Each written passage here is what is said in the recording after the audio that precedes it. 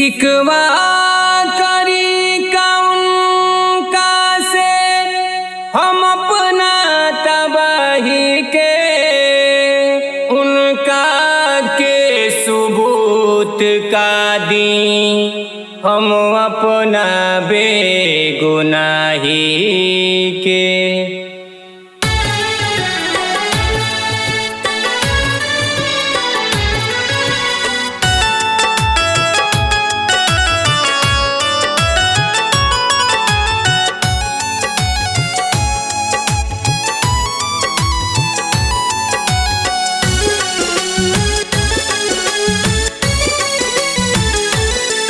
जब तोड़ देलू तू दिल हमरो, जब तोड़ देलू तू दिल हमरो, हम तोहसे शिकायत का करती। पत्थर के सनम, पत्थर के सनम तू हर जाए, एहसास मोहब्बत का करती।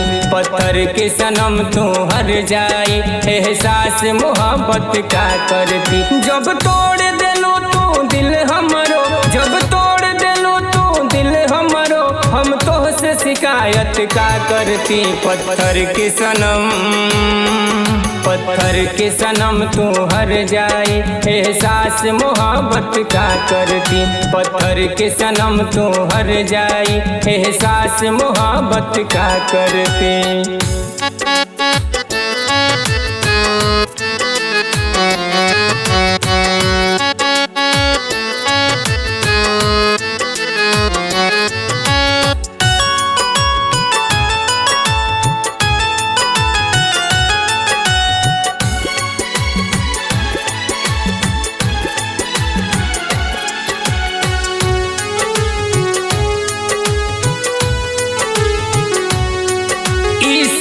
जमाना छोड़ के तोहरा से मोहब्बत कैनी हम,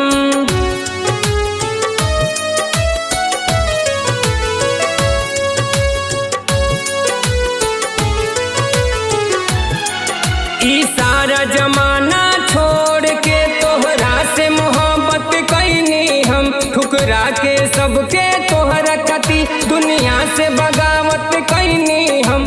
दिल में बसल बा प्यार तोहरे, दिल में बसल बा प्यार तोहरे, दूसरा के चाहत का करती। पत्थर के सनम, पत्थर के सनम तू हर जाए, एहसास मोहब्बत का करती।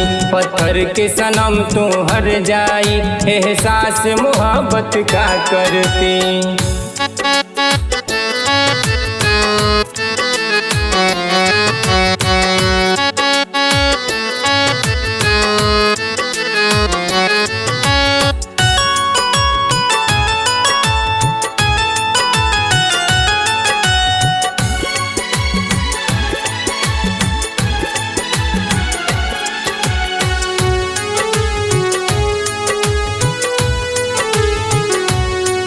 हम साथ में जिए के तोहरा संग ख्वाब सुहाना देखले रही।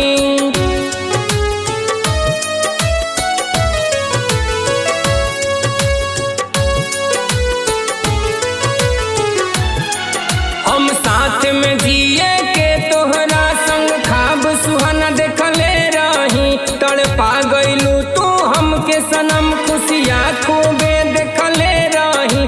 जब रूठ गइल बा हमसे ही, जब रूठ गइल बा हमसे ही, हमरे किस्मत ता का करती। पत्थर के सनम, पत्थर के सनम तू हर जाए, एहसास मोहब्बत का करती। पत्थर के सनम तू हर जाए, एहसास मोहब्बत का करती।